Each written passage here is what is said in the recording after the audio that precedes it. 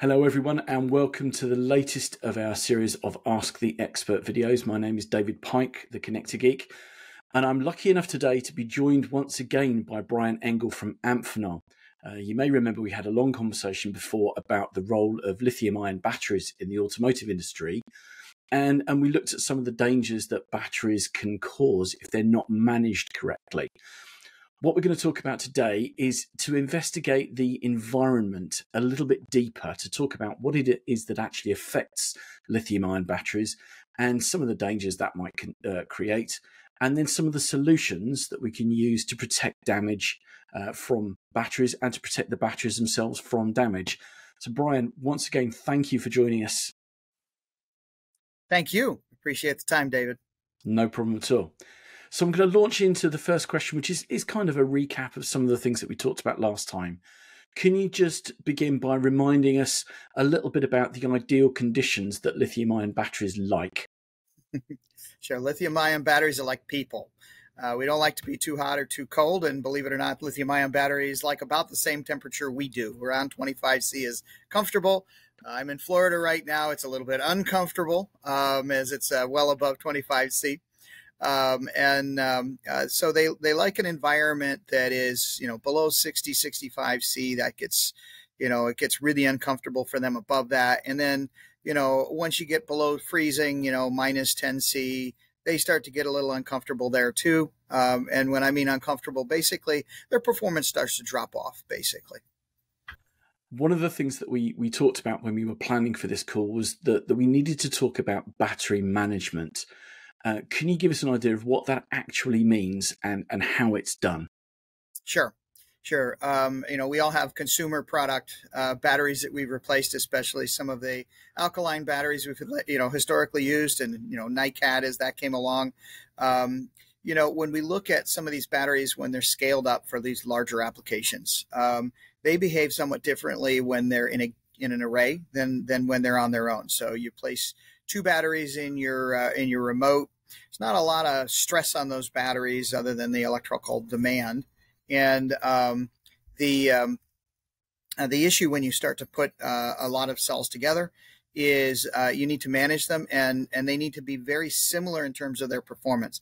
So if you have a parallel string and you want to have a given output from that parallel string of a number of cells, and in this case, maybe hundreds of cells or more in a large traction battery application, you want them to all have similar charge capacities. So you want them to all be able to basically discharge at a similar profile, charge at a similar profile. Effectively, it'd be the simplistic view would be, if I design a battery that's going to operate at 3.2 volts, I want every battery I make to operate at 3.2 volts. I don't want to have some operate and try and work at 2.8 and some at 3.4. The issue is basically when you create those imbalances in the system, now you're overstressing the weakest battery in the system because you're trying to charge to the nominal. And if you've got a below nominal cell, that can cause you issues because you're always filling the cup fuller than it can accept, so to speak, in kind of rough terms. And so with those scenarios, what you typically want to have is charge balancing. And that's basically where you're kind of looking at across the string of cells that you have and you're saying, hey, I believe a string should be balanced at a certain energy capacity. I'm going to charge and discharge it in a certain way. And I'm going to make sure that if I have some weak cells in that string, that I'm not overstressing them. So charge balancing is a fairly substantial requirement of battery management systems. The other aspect is, managing the temperature, obviously, of those batteries. So many of these larger, more sophisticated systems have liquid cooling. So they have a cold plate or a foil or other approaches to get heat extracted from those cells or to keep them warm. So they may even have PTC heater devices inside the pack to warm them up when they're cold. But generally, you're trying to manage that comfortable range for the pack. And to do that, you're typically going to have some sort of external heat exchange system. So for those heat exchange systems, you're generally trying to take heat out of the pack and move it to the outside world, or vice versa. And in those cases, basically, you'll have a cooling system and maybe even a refrigerant system or heat pump system which is managing the temperature of those packs. Now, for those systems, you typically will have auxiliaries, you'll have heat exchangers, you'll have compressors, pumps, other components, and you need to manage those. So you need to know the temperature of the cells, you need to know the temperature of the cold plate, basically the heat flux, and then you need to know the heat exchange that's going on to the outside world. How efficient is that? So you get the best coefficient of performance, which is basically the most efficient use of your cooling system. So managing your cooling system so you have the minimum parasitic loss with the maximum thermal exchange in the environment. So you use a lot of temperature sensors. Sometimes you use pressure sensors as well, especially if you're using refrigerant where you're doing expansion and compression of that particular working fluid. So those are critical sensors that are providing input to the BMS.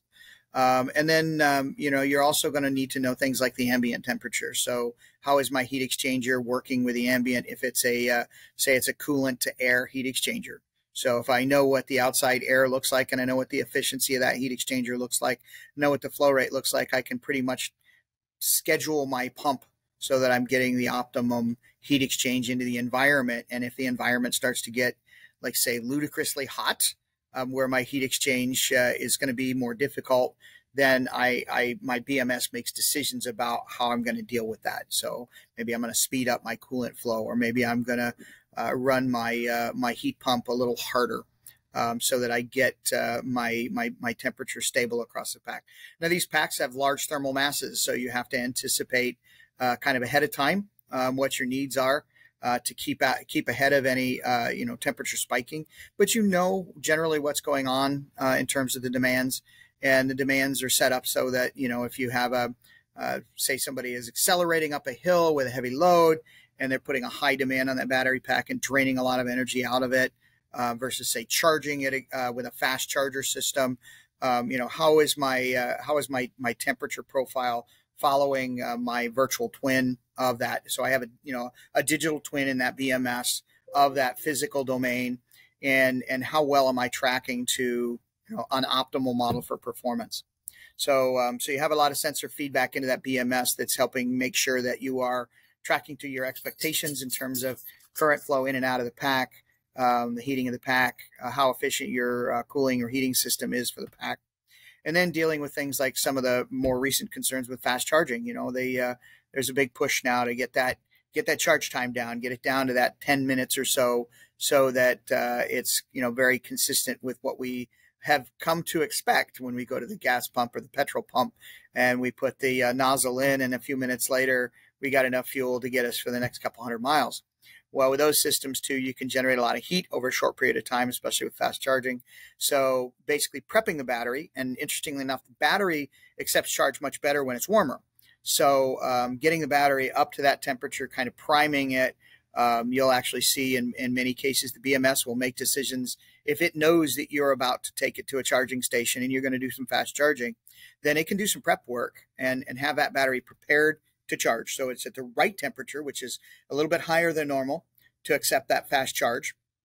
But it's also then managing that cooling system so that as you charge, as you're bringing all that current, all those electrons into the battery, that you're also able to keep that temperature in a fairly tight band for optimum fast charging so that you don't substantially degrade the cell over time. And that's one of the concerns that consumers have as well. If I fast charge my battery all the time, am I having a shorter lifespan of my battery? And that's the BMS has to make those decisions so that we can make sure that we have the longest possible life in the application. So, there'll be a point in time when the battery is, monitoring current, monitoring voltage, monitoring temperature, and it's saying, hey, I'm to the point now where I need to slow down the charging. The pack is starting to get warm enough that my heat exchange system is going to have to work a little harder.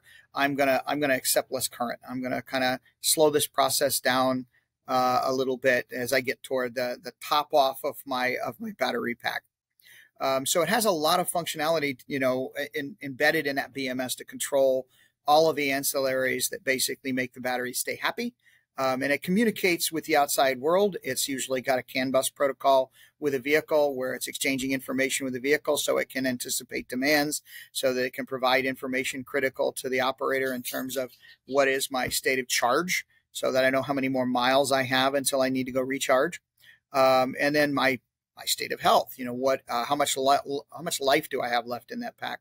So that BMS is doing a lot of computational work. So there is quite a bit of fairly sophisticated algorithms inside that BMS, and that sensor feedback makes sure that the real world pack is reflective of what the expectations are. And when those expectations aren't met, what is the issue? What is the concern? Have I got a cell or an array of cells that's deteriorating a little faster than I expected? Do I have some outside influence that's a concern? Even something as simple as, maybe, I live in Florida, so it's rather humid here, but you can get some cool nights. And, the pack's got airspace, so you have to pressure equalize the inside and the outside of the pack so it breathes effectively, very slowly. But it tends to have the introduction of air, and sometimes that moist air can introduce condensation inside the pack. And how am I dealing with that condensation? And what happens if I get maybe a cold plate leak, or I get so much condensation in the pack over time that I now have a puddle of water in the bottom of my pack? Well, I need to know that. So oftentimes the BMS will access sensors such as a water intrusion or coolant breach type sensor to know, hey, I've got a conductive fluid in the bottom of my pack that doesn't belong there.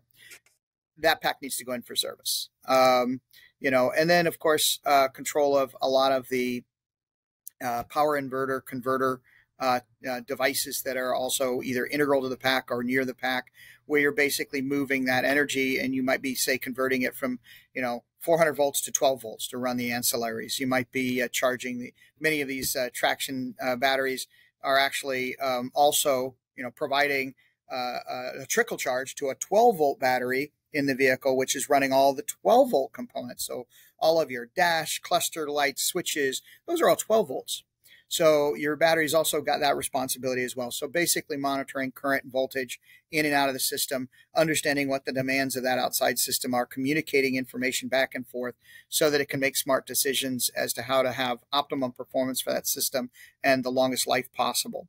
So that's a lot of what's in those systems today. They're definitely getting more sophisticated as we continue to add features and functionality to these vehicles. And obviously, as we increase the voltage, and we do that to reduce weight. So many of these systems now operating at 800 volts, and some of the new heavy duty applications targeting a kilovolt DC. Basically being able to operate that system now is even more important, because it gives you the advantage of reducing weight. It gives you the advantage of being able to charge faster. But all of those now need very closely good models and very close monitoring and control of the ancillaries, so that you don't overheat or damage the system during what would be considered normal operation. And then if you have extreme operation, basically providing whatever countermeasures are necessary. So if I do have a pack and it's overheated, and I have an electric lawnmower, and I recently had that happen to me on a hot summer afternoon here in Florida, where my lawnmower shuts down, and my basic little 48 volt battery in my little lawnmower is flashing a red LED, and I bring it back into my garage, and I look at the code, and it says, the red LED says, hey, it's too hot. It needed to cool down. So, those are the types of controls that a BMS has. Now, that's a rather simplistic example of some of these large traction battery systems, but certainly they have a lot of intelligence embedded already, and communications embedded. And a lot of that is bidirectional. So in many cases, especially in EVs, you may have a cell phone link between the car and a secure server, where that BMS is then lifting data up to the vehicle. The vehicle's lifting data up to the web. The OEM is monitoring, or maybe it's a fleet level, maybe it's a rental car fleet, where you're monitoring those vehicles for potential maintenance items, so that you can do predictive maintenance. You can say, what, I think there's something going on with that particular vehicle that needs an inspection or a maintenance protocol. Or, hey, what, somebody appears to be abusing that particular vehicle, and maybe I need to check up on the operator because I'm seeing some unusual information coming back from a particular vehicle in the fleet. And then just generally assessing the value of that battery pack over time. And there's going to be some new developments in these BMSs as well.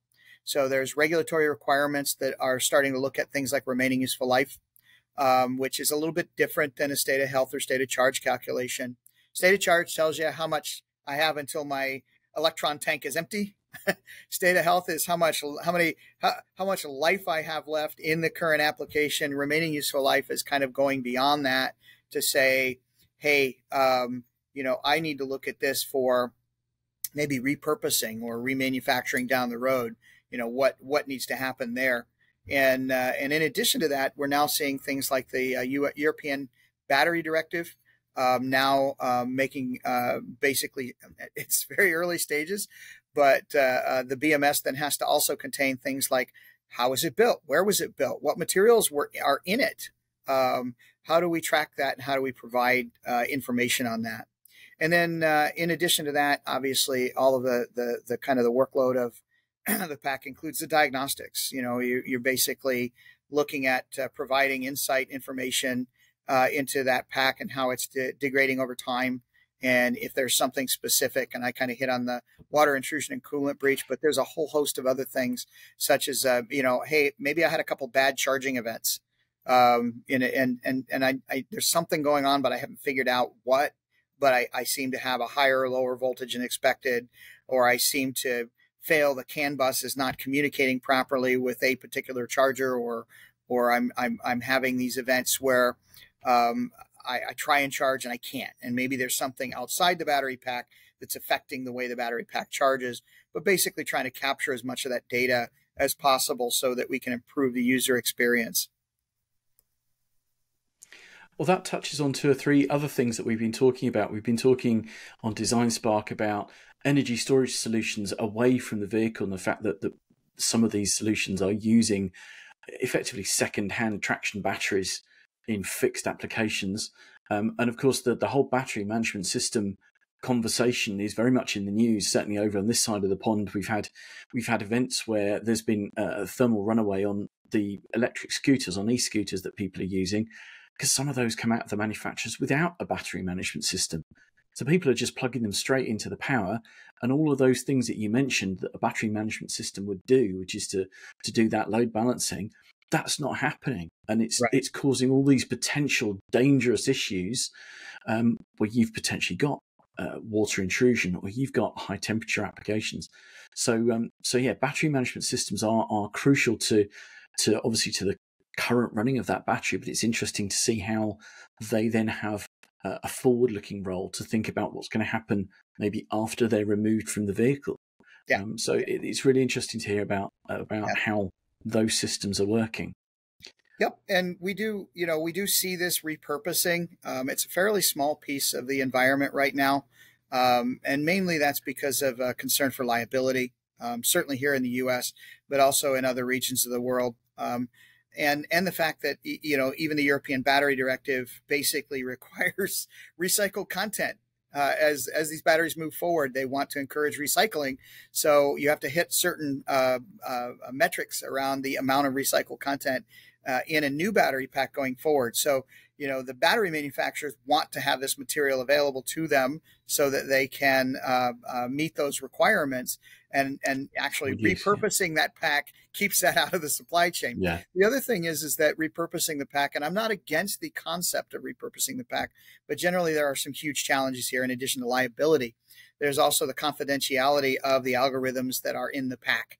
Those would have to be shared if you were repurposing a pack and you were using it for a completely different use cycle.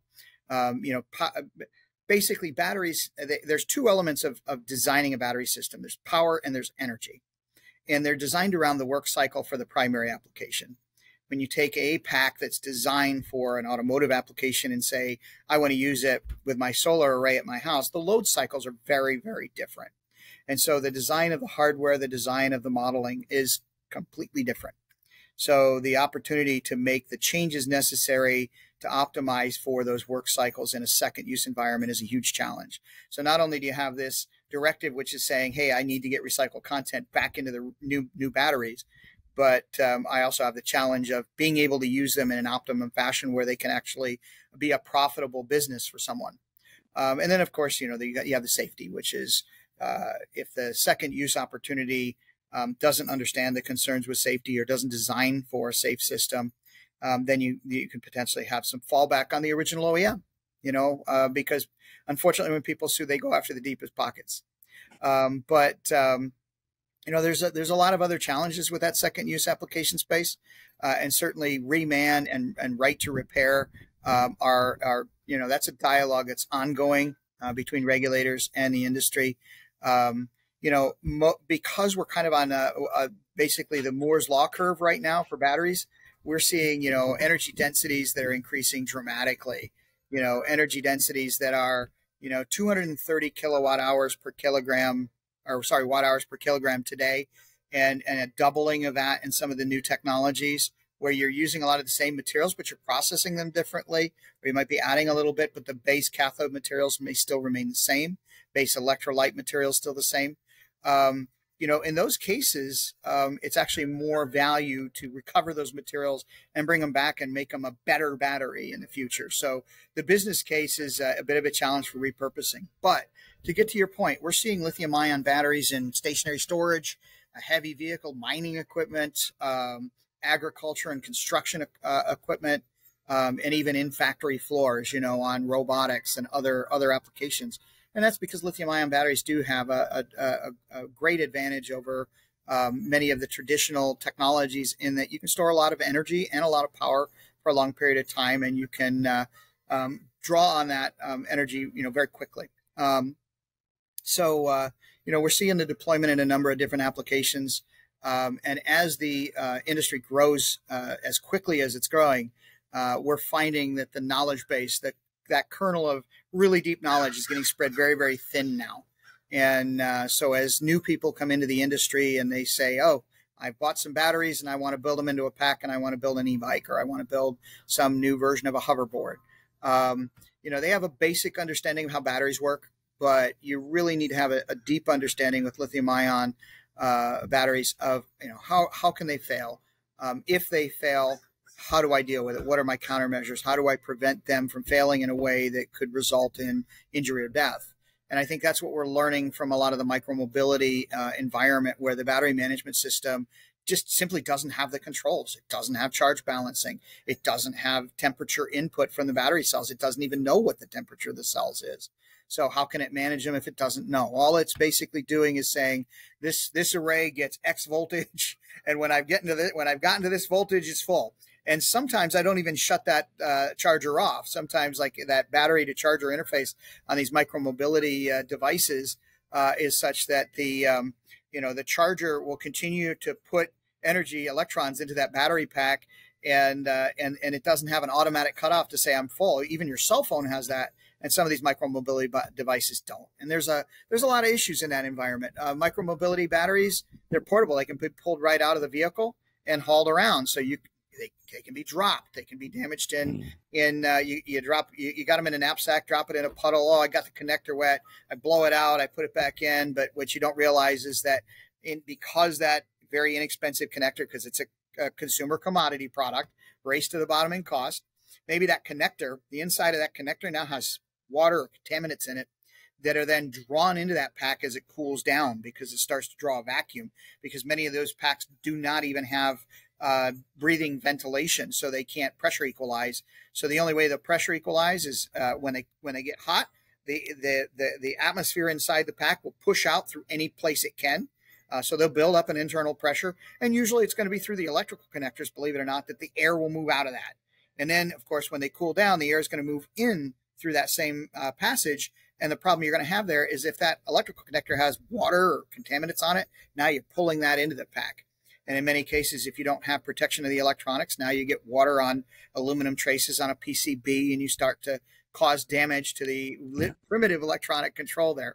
And then, in general, just build quality of these devices is a challenge. So there's a lot of good work going on. Underwriters Laboratory has set up 3 specific standards that are now required by law in the city of New York, and we expect to see that propagated statewide and potentially federally here in the U.S. And we certainly encourage others to adopt similar guardrails for that particular industry, because what we find is that the responsible actors will always be responsible, whether there's regulation or not. But there are a lot of fringe folks in the industry that see an opportunity to make some money. Maybe they don't have the knowledge and background. Maybe they don't have a deep technical bench to understand what they're doing. There's a lot of reasons for it happening, but you still need to have guardrails to protect the consumer. And that's why here in the U.S., just 3 weeks ago, we had a hearing at the Consumer Product Safety Commission specifically addressing micromobility, where they're looking to get a more aggressive stance on that industry, because it's headwinds to the entire technology and the industry when you see incidents like that in the field. Because once somebody says, "Oh, I saw a headline where this technology failed and it resulted in a death," well, I don't want part of that technology. I'll stick with my tried and true. We do know that electric vehicles have about a 90% lower probability of having a fire incident than an internal combustion engine vehicle. However, the outcomes tend to be more difficult to deal with. They're longer in duration, and because it's new, it's more of a challenge for first responders when they arrive on scene, because they first have to recognize the threat. Then they have to have the tools to deal with the threat and a plan to deal with the threat. Now, there are standards. There's a J2990 for SAE and the ISO 17840, which provide documentation from in the passenger car environment. They provide, the OEM basically puts a document out there that says, if my vehicle's in a crash or there is an issue with my vehicle, here's how you deal with it, and gives the firefighters a very good direction to do that. But training those firefighters and giving them consistent tools and procedures is still a learning curve. So we're working on that. But, we should recognize that when well designed, with good battery management systems and good thermal management systems, these batteries can last a long time. If you go on some of these user websites, you'll see, EV owners who say, "Hey, I got 400,000 miles on my EV. I've been, I plug it in at night at home, haven't had to use a fast charger ever. And, oh yeah, by the way, I'm only down to state of health of, 90% or 88%. Looks like I still got a lot of life in this pack." And this concept of getting to that 1,000,000-mile vehicle is really within sight, especially with some of the new developments. So, we're seeing that not only at the vehicle level, but we're starting to see the influence of some safety guardrails around these smaller applications, a little bit more regulation to provide kind of more of a cushion of safety. And then when we get into the stationary side, there's a big push globally for renewables. We're seeing the cost of photovoltaics coming down dramatically, especially for industrial and consumer use. And, one of the things that we're starting to see is in China, if you exclude all of their industrial applications, they've got enough renewables they could run every household in China continuously. And that's a great target to have. And certainly others are striving for that. We're seeing similar adoption rates in Australia. But those renewables, because they are cyclical, sun doesn't shine 24/7 and the wind doesn't blow all the time. So you need to have energy storage with that. So we're seeing a lot of behind the meter energy storage that's DC, lithium ion based. And we're seeing that in front of the meter storage as well. So everything from that booster battery for your cell phone that you carry around, that's the same size as your cell phone, but now you get an extra 8 or 10 hours because you've got this extra battery you plug into, all the way up to, a system for, say, a photovoltaic array on the roof of your home, to a photovoltaic array on, we just installed one on our Amphenol facility in Taunton, UK. So, you've got to have a system to store that energy, and you've got to have conversion of that energy. So there's, the batteries become part of that system, and you have to manage them the same way you do in the other applications. They're happy at a certain temperature.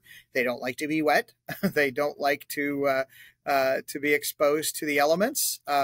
So, providing the proper enclosure space, providing the proper safety gear, providing the right environment for them to live a long time is really critical. And what we're finding is that that's a learning curve as well. We work very closely at Amphenol with Underwriters Laboratory, their electrochemical safety group. And we spend a lot of time reviewing, what we've learned from incidents in the field. We spend a lot of time working toward understanding how batteries can fail in the worst case environment, and how we can prevent a single battery from causing a catastrophic failure throughout the array. So now that we're seeing adoption pretty much across the board, that concept of that sensor feedback, knowing what's going on in the environment and around the batteries, that voltage, current, temperature, moisture level, humidity level. How is my heat exchanger working? How are my current flows in and out of the system? These are all very basic pieces of information that a BMS needs to survive. So what we find is we're deploying, very similar sensor technologies in different environments. So the package of sensors that works for an electric vehicle that's a passenger car is easily scalable to a bus, to a heavy Class 8 truck, to a stationary storage system, or to even a micromobility device where maybe you don't have a liquid cooling system. You're only relying on conductive cooling throughout the shell of the battery pack array, but you still have thermal management. You still just make a decision based on sensor feedback, like my lawnmower. Hey, it's too hot. If I keep running now, I'm going to seriously degrade the performance of this battery pack and potentially shorten its life. That's a pretty comprehensive look at how battery management is being applied, not just in the automotive space, which is obviously I think what we originally had in mind when we were going to ask you these questions, but the fact that you've been able to expand our knowledge of how battery management is going to be so important in all of these environments, I think is fascinating. Now, I've got one more question. If you just give me a couple of minutes. We've talked about the environment. We've talked about temperature. We've talked about humidity and liquid and moisture. One of the things we've not touched on at all is the electromagnetic environment, the invisible dangers of radio interference. Is that something we need to be worrying about when it comes to batteries and battery management? I would say not necessarily worrying, but preparing for. When you have inverters, converters, you've got FETs that are switching at high frequency, you can create electromagnetic noise. The motors, especially in a mobile system, they have electromagnetic interference that they can create in the system. Now, you take countermeasures to prevent that electromagnetic interference, or EMI, from causing problems with the controller, especially with BMS. You provide shielding, you provide distance. But on the sensor side, one of the things that we've learned early on is, when you're pushing a lot of electrons down a path at a high voltage, you can create a lot of magnetic fields, and those magnetic fields can expand and collapse, and they can cause disturbances in signal lines. You have a number of standards that give us a lot of guidance here, but you've got things like radiated and conducted emissions that you need to deal with on sensor lines. And one of the things that we found a while ago that we've deployed across our fleet of sensors for these particular applications is that you can generate a transformer effect on the signal lines of a typical, say, temperature sensor. A temperature sensor is normally in these applications is a thermistor technology. It's basically a temperature sensitive resistor. It's got a very high resistance when it's cold, and it's got a low resistance when it's high. Or when it's hot, sorry. And in that technology, what you have is you have the potential to self-heat if you drive too much current through the device. These are low current sensor devices. They don't require a lot of power to operate. But if you have an inductive effect of a high voltage line running parallel and close to our sensor lines, then you can drive electrons through our sensor, and then our sensor goes into a self-heating mode because there's too much current flow through it. As it goes into the self-heating mode, its resistance drops, and then it falls out of spec. So now I'm trying to measure something, and I've got this imposed signal on the line that then creates a false signal where my sensor thinks it's at 80 C when it's really at 40 C or 30 C. And the way we resolve that with our technology is we actually put a shunt capacitor or bypass capacitor of a specific rating in parallel with our resistor. So it becomes a simple RC circuit. And in doing so, we basically have a minimal cost package that allows you to have, especially where safety is concerned, and temperature of these applications is typically a safety critical item. You can remain in spec even under the most aggressive EM environments if you have this ability to basically shunt all of that high frequency current through that capacitor and bypass that thermistor. So we deploy that across our battery, motor, and inverter temperature system sensors, and it's available to any of our customers on any of these applications. And the value to that is because it's already embedded with the sensor element itself, you don't have to worry about, say, twisted pair or running a shield on your cabling, which can become prohibitively expensive, or having, ferrite cores or other devices that you then have to mitigate that EM with. So it's a very cost-effective way of dealing with EM in these environments. But you do have to be cognizant of the fact that, yes, when you're moving electrons like this and you're creating these magnetic fields, you need to be aware of how they're affecting your controls and your sensors, and you need to be able to protect those devices from faults created by those fields.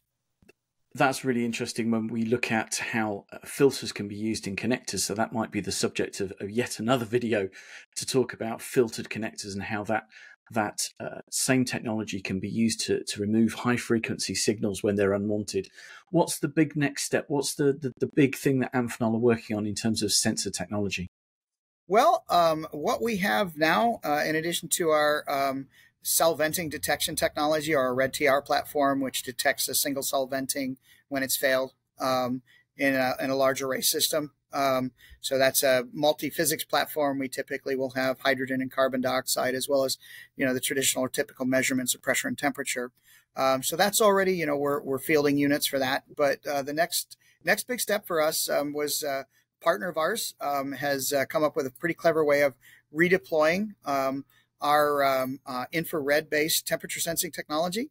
And that has really showed us some new opportunities. So one of the big challenges in monitoring temperature in high voltage systems is you want to have good response characteristics of the sensor, but you also need good insulation to meet your IEC 60664 for your creepage and clearance requirements. And so the issue there is I've got an 800 volt bus and I want to measure the temperature, or I've got a FET and I want to measure the temperature.